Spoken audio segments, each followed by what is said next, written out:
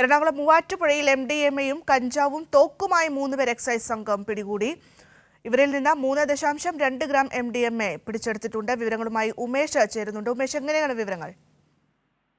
Bhadra Muvattupuzha excise circle inspector G കൃഷ്ണകുമാറിന്റെ നേതൃത്വത്തിൽ നടത്തിയ പരിശോധനയിലാണ് 3 പേരെ പിടികൂടിയത്. ഇവരിൽ നിന്ന് 3.2 ഗ്രാം MDMA, 5 ഗ്രാം കഞ്ചാവ്, 3 മൊബൈൽ ഫോണുകൾ, ഒരു തോക്ക് എന്നിവ പിടികൂടിയിട്ടുണ്ട്. പ്രതികൾ മയക്കുമരുന്ന് കടത്തിയ കാറും പിടിച്ചെടുത്തു. മൂവാറ്റുപുഴ സ്വദേശികളായ ഷാലിം ഷാജി, ഹരീഷ്, സജിൻ എന്നിവരാണ് അറസ്റ്റിലായിട്ടുള്ളത്.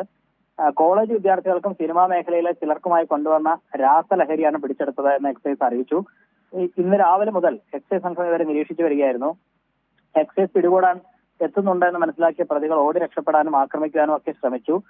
പക്ഷേ എക്സൈസ് സംഘം ഇവരെ പിടികൂടുകയായിരുന്നു.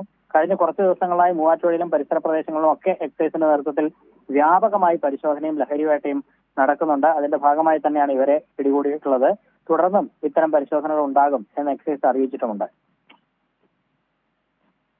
ശരി, ഉമേഷാണ് വിശദാംശങ്ങൾ നൽകിയത്. എറണാകുളം മൂവാറ്റുപുഴയിലാണ് MDMA-യും കഞ്ചാവും തോക്കുമായി 3 പേരെ പിടികൂടിയത്.